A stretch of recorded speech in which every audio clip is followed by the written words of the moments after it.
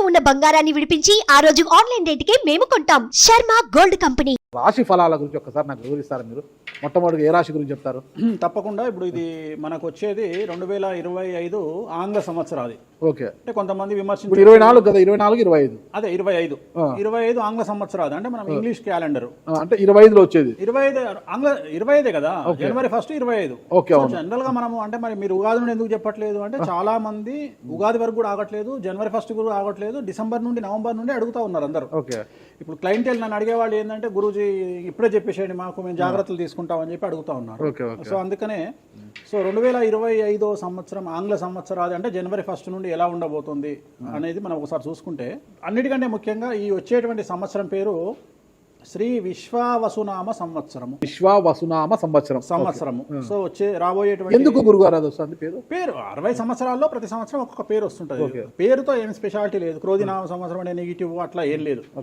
సంవత్సరాల్లో దీని పేరు విశ్వావసునామ సంవత్సరం. సో ఈ సంవత్సరానికి అధిపతి రాజు కాబట్టి, రవి కాబట్టి రాజు.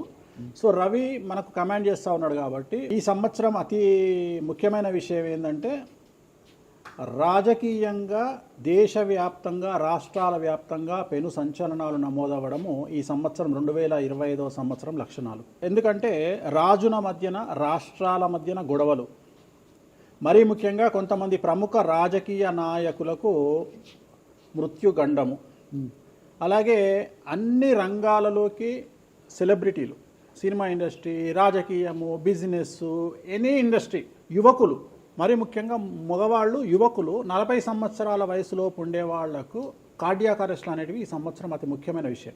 ఎందుకంటే ఆల్రెడీ మనం చూస్తున్నాం ఇప్పటికే, కానీ వాటి తీవ్రత పెరిగే అవకాశం ఉంది. కారణం ఏంటంటే రవి కమాండ్ చేస్తూ ఉన్నాడు కాబట్టి. రవి అంటే చర్మము, హార్ట్, కళ్ళు, ఎముకలు. సో కరోనా లాంటి అంత పెద్దది కాకపోయినా ఒక సమస్య, ఒక వైరస్ మళ్ళీ ప్రపంచాన్ని బాధించే అవకాశం ఉంది.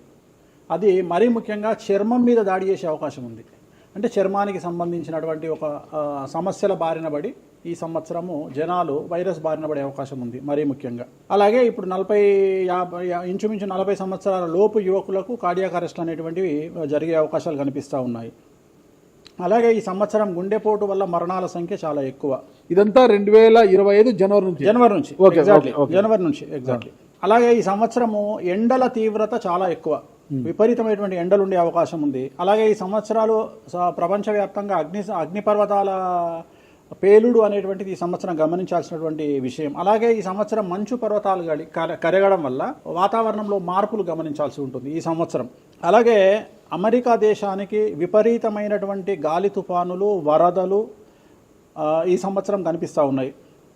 అలాగే 1-2 దేశాల మధ్యన యుద్ధ వాతావరణం ఖచ్చితంగా ఉండి తీరుతుంది, లేదా యుద్ధం జరుగుతున్నాయి కదా, అది ఇంకా పెరుగుతుంది. ఇప్పుడు ఉన్నదానికంటే తీవ్రత పెరుగుతుంది అనేది. అలాగే మనకు 2025 సంవత్సరంలో సెప్టెంబర్ 7వ తేదీ 2025 సంవత్సరం ఆదివారం రాహుగ్రస్త సంపూర్ణ చంద్రగ్రహణం ఏర్పడుతుంది. ఇది కుంభరాశికి వ్యతిరేకమైన ఫలితాలు ఇస్తుంది. అలాగే వచ్చే సంవత్సరం అంటే 2025 సంవత్సరంలో మే 9వ తేదీ నుండి సరస్వతి నదికి పుష్కరాలు అనేటువంటివి ఏర్పడతా ఉన్నాయి. ఈ సంవత్సరము రాజకీయ నాయకులకు సంబంధించి మరీ ముఖ్యంగా ఇందాక మనం మాట్లాడుకున్నట్టుగా పవన్ కళ్యాణ్ గారికి ఏలినాటి వెళ్ళిపోతుంది. అలాగే లోకేష్ గారి జాతకరీత్యా, పవన్ కళ్యాణ్ గారి జాతకరీత్యా విపరీత రాజయోగం అనేటువంటిది కనిపిస్తూ ఉంది. జగన్మోహన్ రెడ్డి గారికి లేదా రాజయోగం వల్ల? ఇప్పుడు లేదు, ఈ సంవత్సరం లేదు. అంటే 2025 సంవత్సరంలో లేదు. 29 కన్నా ఉందా? అది మన తర్వాత మాట్లాడుకో. ఓకే. 25లో మాత్రము నేను అనేది ఏంటంటే ఇప్పుడున్న స్థాయి కంటే వీళ్ళిద్దరికి ఇంకా పై స్థాయికి వెళ్లే అవకాశం ఉంది. లోకేష్ బాబు గానీ, పవన్ కళ్యాణ్ గారు కానీ. అదే నాకు అర్థం కావడం, వాళ్ళిద్దరు మంత్రులే. ఇప్పుడు ఉన్నటువంటి పదవుల కంటే కూడా గొప్ప పదవులను వీరు పొందేటువంటి అవకాశాలు కనిపిస్తున్నాయి. రాజ్యసభ తీసుకెళ్ళిన కేంద్రానికి వెళ్తారా?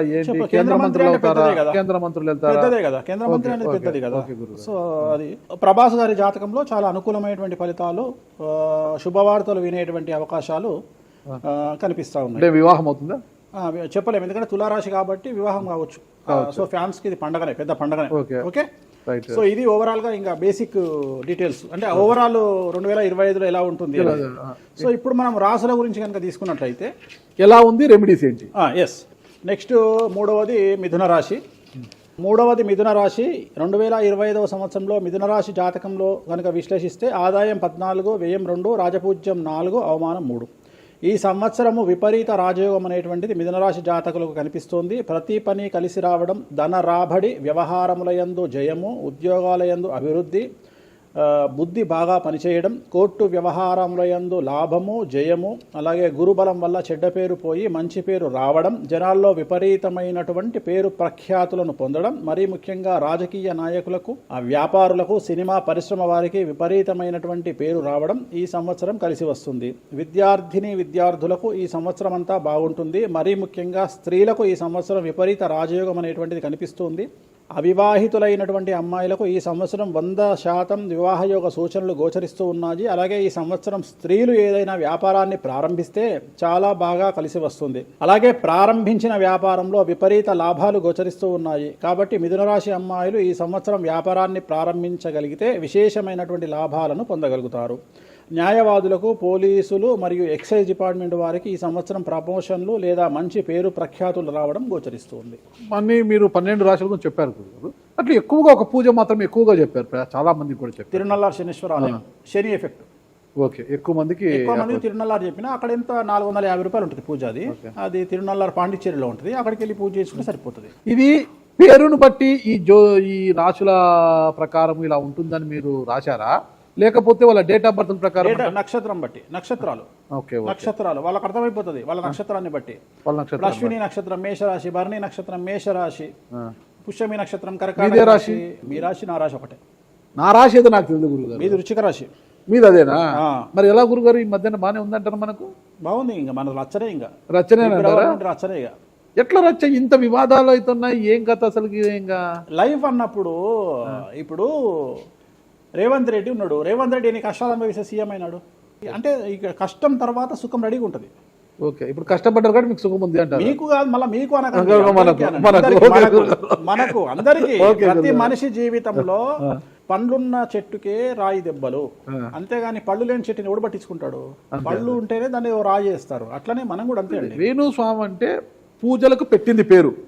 పెద్ద పెద్ద రాజకీయ నాయకులకు, ముఖ్యమంత్రులకు, కేంద్ర మంత్రులకు, పెద్ద పెద్ద వాళ్ళకు కూడా, ఇక్కడ కాదు మీరు అబ్రాడ్స్ కూడా వెళ్ళి పూజలు చేసి వస్తున్నారు. చాలా కాస్ట్లీ స్వామి, చాలా గొప్ప పూజలు చేస్తుంటారు, అంత పవర్ఫుల్ పూజలు. అంటే ఇప్పుడు మీరు చేస్తున్న పూజల మహిమ వల్లనే మీ మీద ఇన్ని వివాదాలు వచ్చినా కూడా మీరు బయటపడగలుగుతున్నారు. 100% పర్ఫెక్ట్. ఇక దానికి ఆన్సరే లేదు. ఇక ఇప్పుడు మనం కొట్లాడాలంటే 10 రకాలు ఉంటాయి. మనం కొట్లాడతలేము. అందుకనే మనం ఒకటే, మన పూజల్ని మనం నమ్ముకుంటున్నాం అంతే, అమ్మవారిని నమ్ముకుంటున్నాం. ఇప్పుడు ఒక్కొక్క సమస్యకి ఒక్కొక్క అమ్మవారు పరిష్కరిస్తుంది దశమహావిద్యల్లో. మనం అదే చేస్తున్నాం. ఇప్పుడు నేను ఒకటే మాట చెప్తా. కాంట్రవర్సీస్ వచ్చినాయి, మీరు అడిగినరు, ఎన్ని సమస్యలు వచ్చినాయి. జనాలు ఏం ఆలోచిస్తారంటే వేణుస్వామి ఈ సమస్యల నుండి బయటపడతాడా, పడితే ఎలా పడతాడు? నేను ఒకటే అనుకుంటున్నా, ఇంతమందికి పూజలు చేసి వాళ్ళ సమస్యల నుండి బయటపడడానికి ప్రయత్నించే నేను నాకు వచ్చిన సమస్యను కూడా అదే పూజల ద్వారా బయటపడడానికి ప్రయత్నం చేస్తున్నాను. అంటే వివాదాలు చుట్టుముడుతున్నాయి, సోషల్ మీడియాలో వైరల్ అవుతున్నాయి. ఉమెన్ కమిషన్ మీ మీద ఫిర్యాదులు చేశారు. ఇన్ని చేసినా కూడా ఎక్కడా మీకు ఉచ్చు బిగుసుకోవడం లేదు, బయటపడుతున్నారు. అంటే ఇది మీ పూజల మహిమనా, లేకపోతే ఏమన్నా బ్రైబ్ చేస్తున్నారా? అమ్మవార్లు ఇప్పుడు ఉదాహరణ, మనం తెలుగు రాష్ట్రాల్లో ఉంటాం. వెంకటేశ్వర స్వామి వారు అంటే మనకు తెలుసు. ఇప్పుడు తమిళనాడులో పెరుమాళ్ అంటారు వెంకటేశ్వర స్వామిని. అదే నార్త్ ఇండియాకి వెళ్తే బాలాజీ అంటారు. వాళ్లకు బాలాజీ అంటే చాలా భయం. అలాగే మన రాష్ట్రంలో మనకు తెలిసిన వాళ్ళకి కామాఖ్యలో ఉండే అమ్మవారు అంటే భయం. కానీ తెలియని వాడికి భయం ఉండకపోవచ్చు. వాడి ఇష్టం వచ్చినట్టు కామెంట్ చేయొచ్చు అమ్మవారు. చాలా మందికి మీరంటే భయం అనుకుంటా. అంటే మనం చేసే పూజల వల్ల ఉండొచ్చు. ఓకే, నేను అనేది ఏంటంటే, నేను చేసే అదే ఇందాక మనం మాట్లాడుకున్నప్పుడు అదే చెప్తున్నా, వామాచారంలో పూజలు చేయాలంటే భయపడతారు. కారణం ఏమిటి అంటే ఖచ్చితంగా మందును ముట్టుకోవాలి, నాన్ వెజ్ను ముట్టుకోవాలి. దానికి వీళ్ళు చేసే పూజలు అడ్డుపడతాయి. అంటే వీళ్ళు సమాజంలో భయపడతారు కాబట్టి వీళ్ళు వాటి జోలికి పోరు. తాంత్రిక పూజలు లాగా ఉంటాయి మీరు చేసే. తాంత్రిక తంత్ర మార్గం అంటారు దాన్ని. శ్రీకాళహస్తిలో కాదు శ్రీకాళహస్తిలో రావుకేతు పూజ చేయించుకున్నారు కదా, తాంత్రిక పూజలే. అది నిమ్మకాయ పెడితే తంత్రమే, గుర్తుపెట్టుకోండి. నిమ్మకాయ ఎక్కడ పెట్టినా తంత్రమే. మిమ్మల్ని కాపాడుతోంది మీరు చేస్తున్న పూజల మహిమే. అంతే అంతే అంతే, వాళ్ళే చూసుకుంటారు. నేను అనే పాయింట్ ఏంటంటే, నేను ఒకటే చెప్తున్నానండి, తప్పు చేస్తే నన్ను అమ్మవారు సర్వనాశనం చేస్తుంది. ఓకే, అమ్మవారిని విమర్శిస్తే వాళ్ళ సంగతి అమ్మవారు చూసుకుంటుంది. ఓకే, అంతేనా? అంతే. ఇక నాకు అవసరం, నేను కొట్లాడను చేయను, నాకు అనవసరం, నాకు లొల్లే వద్దు. నాకు నేను దేవుళ్ళని నమ్ముకున్నా, నా పని అదే. నాకు హిమాచల్ ప్రదేశ్ కామాఖ్య కాకపోతే, బాగాలముఖి కాకపోతే, తారాపీఠ పోతే, ఇప్పుడు మన తారాపీఠ పోయి వచ్చిన. చాలా మందికి తెలియదు తారాపీఠ అని కలకత్తా నుండి 300 కిలోమీటర్లు ఉంటుంది. మీరు కావాలంటే గూగుల్ చేయొచ్చు. తారాపీఠ అని అమ్మవారు అండి. ప్రతిరోజు శ్మశానంలో ఉంటుంది అమ్మవారు, ఒరిజినల్ శ్మశానంలో ఉంటుంది. ప్రతిరోజు అమ్మవారికి ప్రసాదం అంటే డెడ్ బాడీ దహనం అయినాకనే అమ్మవారికి నైవేద్యం పెడతారు. అంత పెద్ద ప్రసిద్ధమైనటువంటి దేవాలయం. అమ్మవారు శివుడికి పాలిస్తూ ఉంటుంది. తారాపీఠ అంటుంది దాన్ని. శ్మశానంలో ఉంటుంది. ఆమె జనరల్గా ఎవరైనా సరే ఎందుకు పూజ చేస్తారామనంటే, జీవితంలో మనం వెళ్తూ ఉన్న సందర్భంలో సడన్గా స్టక్ అయినామనుకోండి, బౌన్స్ బ్యాక్ అవ్వడానికి పనిచేస్తుంది. అంటే ఉదాహరణ, ఒక ముఖ్యమంత్రి స్థాయి వ్యక్తి ఓడిపోయినప్పుడు, ఒక మంత్రి పోయినప్పుడు, ఒక ఐఏఎస్ సడన్గా తన జాబ్లో డిస్టర్బెన్స్ వచ్చినప్పుడు, ఐపీఎస్ డిస్టర్బెన్స్ వచ్చినప్పుడు ఈ పూజ కనుక అమ్మవారిని దర్శించుకుంటే ఒక్కసారి మళ్ళీ వాళ్ళు బౌన్స్ బ్యాక్ అవుతారు. అంటే బిగ్ బ్యాంగ్ థియరీ అనేది అక్కడ పనిచేస్తుంది. మనం మళ్ళీ ఒక్కసారి బౌన్స్ బ్యాక్ అయ్యి ముందుకు దూకడానికి అమ్మవారు పనిచేస్తుంది. నేను సజెస్ట్ చేస్తుంటాను చాలామందికి, వ్యాపారంలో స్టక్ అయినప్పుడు, లేకపోతే ఉద్యోగంలో స్టక్ అయినప్పుడు, అట్లా స్టక్ అయినప్పుడు అయితే మీ తారాపీఠ వెళ్ళి దర్శనం చేయించుకోండి. అక్కడ దర్శనమే, పూజలు ఉండవు, జస్ట్ దర్శనమే. అమ్మవారికి పోయి దండం పెట్టుకొని వస్తే చాలు, ఒక్కసారి మళ్ళీ వాళ్ళు బౌన్స్ బ్యాక్ అవుతారు. ఒక పాయింట్కి నాకు ఆన్సర్ చెప్పి ముగించేసా, చాలా కాలాతీతమైంది. చివరికి ఇరికిస్తున్నారా ఇది? లేదు ఏం లేదు. ఇప్పుడు ఏపీలో అంటే గత ప్రభుత్వ హయాంలో, వైసీపీ హయాంలో వీళ్ళ మీద కేసులు పెట్టారు. ఇప్పుడు వీళ్ళ అధికారం వీళ్ళ మీద కేసులు పెడుతున్నారు కదా.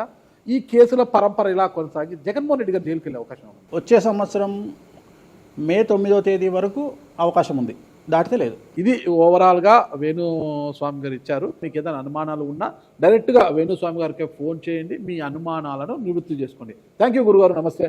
ఓకే, ఓం నమో వెంకటేశాయ.